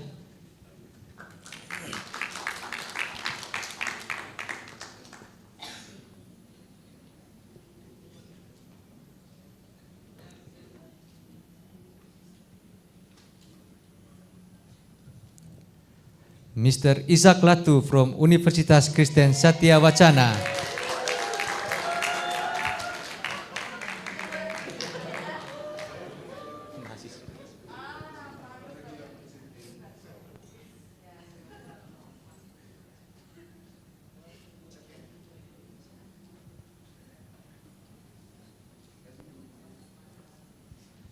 Ms. Sri Savitri Octavianti from ICRS and Focolare Movement.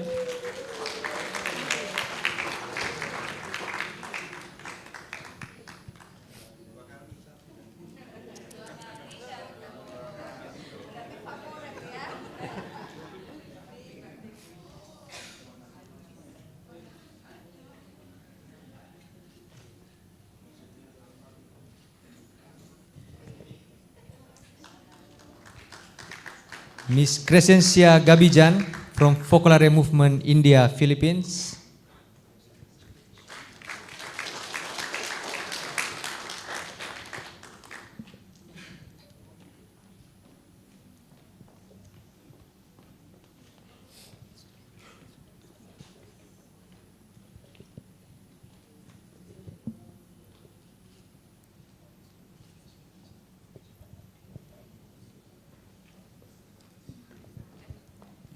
Thank you very much, Prof. Siti and Pak Dodi.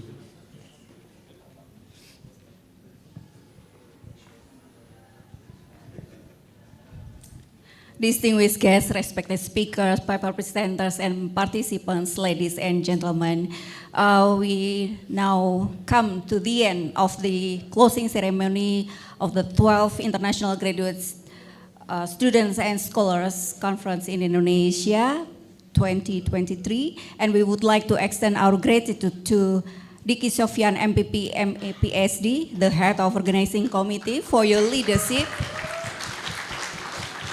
and the organizing committee, the chairs, moderators, and the license officers for the hard work and strong commitment to run the conference smoothly and wonderful. Thank you. Please give a round of applause for them. We are also very grateful to all partners who jointly organizing this conference and their support, from Indonesian Consortium for Religious Studies or ICRS, Institute for Indonesian Academic Partnerships or IIAP, GlobeEthics.net, and also Focolare Movement. And of course, we cannot forget to express our deep appreciation to all speakers, paper presenters, and participants for your participations and valuable thoughts during the conference. Now we will come to the most wanted session, I think, yeah, that is photo group again. So in the beginning we have photo group, and in the end we will have photo group also. And I think the committee will take photo all of us, the speaker, presenters, and also participants. We will stand in our place, and the committee will take photo from the stage. Please stand up.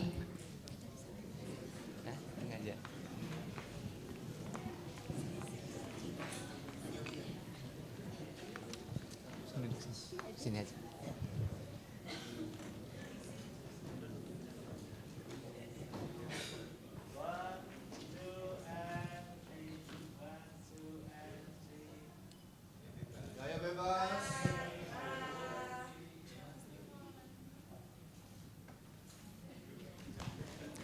Okay, thank you.